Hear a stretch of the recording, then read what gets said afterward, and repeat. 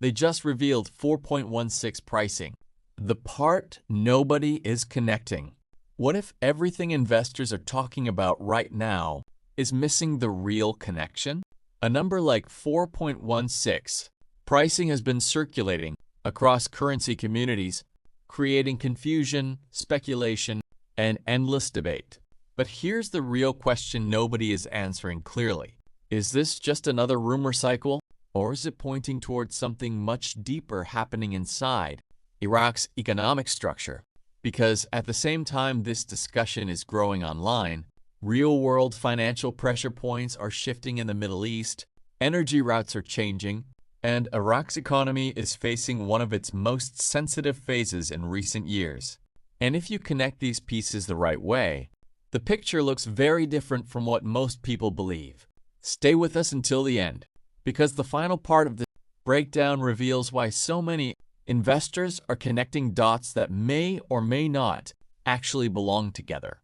Welcome back to Global Currency Watch, your source for Iraqi dinar updates, currency analysis, and global financial developments. In today's video, we're breaking down a trending topic in the currency community, the so-called 4.16 pricing discussion, and more importantly, what is actually happening in Iraq's real economy behind the scenes. We will separate verified economic developments, market-driven facts, and online speculation so you can understand what truly matters for long-term currency watchers. This is not financial advice, this is educational. Macroeconomic analysis based on publicly available information. Let's begin. First, the 4.16 pricing discussion. Recently, a number has been circulating across online investor communities. 4.16 pricing. But here is the important clarification right away. There is no verified official statement from the Central Bank of Iraq or any government authority confirming this figure as an exchange rate or monetary policy decision. So why is it being discussed so widely? In most cases, these types of numbers emerge from misinterpreted financial projections, currency speculation forums, or assumptions based on macroeconomic models. However, the reason it spreads quickly is not the number itself. It's the expectation behind it. Because many investors are searching for signs of major structural change in Iraq's currency system. But here's where things become more important. Instead of focusing on a single number, analysts usually look at monetary policy stability, inflation control, foreign reserve levels, and parallel market behavior. And right now, Iraq's focus is not on symbolic pricing discussions. It is on economic stabilization. But that's only part of the story. Strait of Hormuz and energy shock impact. One of the most significant global pressure points affecting Iraq is energy transportation. The Strait of Hormuz remains one of the most critical oil transit routes in the world. Any disruption in this region creates immediate ripple effects. Oil supply chains tighten. Export routes become unstable. Insurance and shipping costs rise. Regional economies face pressure. In recent geopolitical developments, temporary disruptions created serious concerns for energy flow stability. And Iraq, as a major oil-dependent economy, is directly exposed to these fluctuations. Reports indicate that during peak disruption phases, export volumes were heavily pressured. Logistics through key routes were forced to adjust. Alternative pipeline discussions intensified. This is where the Kirkuk-Ceyhan pipeline becomes important again.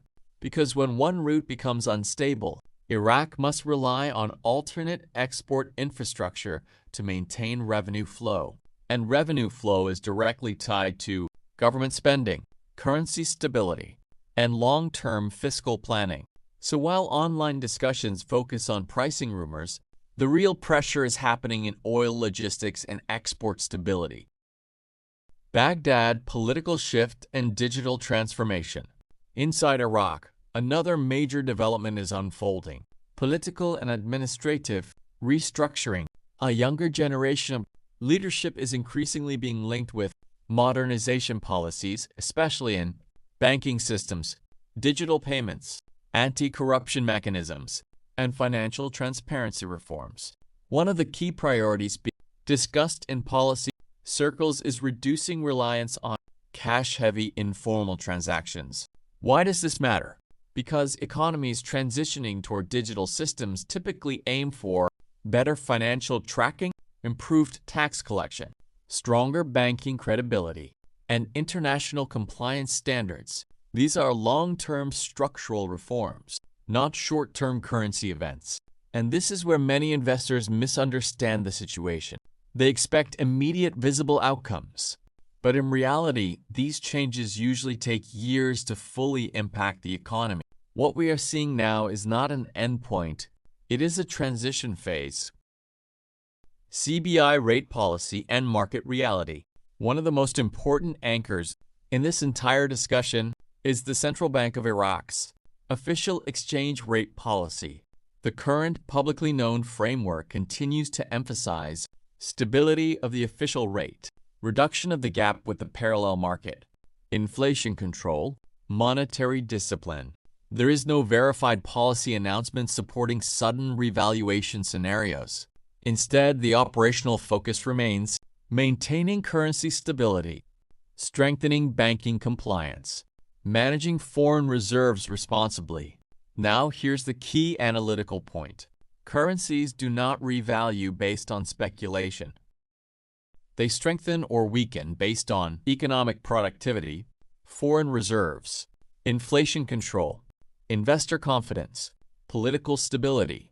And when analysts look at Iraq today, they see a country still in a rebuilding and restructuring phase, not a completed transformation. Vietnam context and global comparison.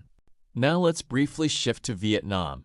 Vietnam continues to show strong export-driven growth, manufacturing expansion, stable long-term investment inflows.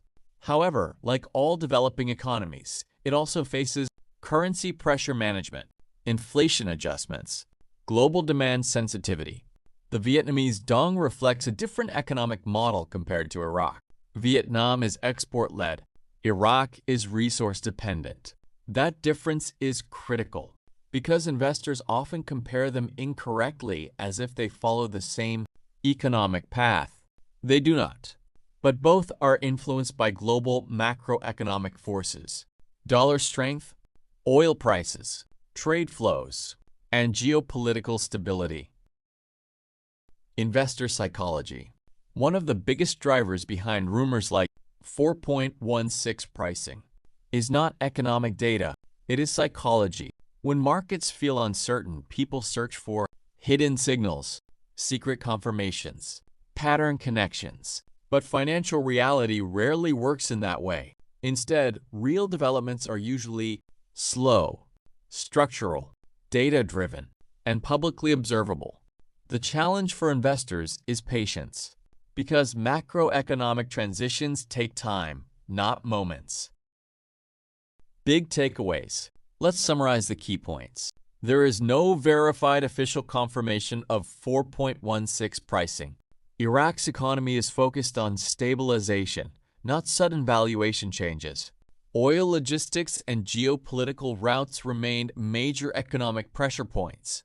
Banking reform and digital transformation are long-term structural processes. Investor speculation often moves faster than actual economic change. The most important thing to understand is this: real economic transformation is a process, not a rumor.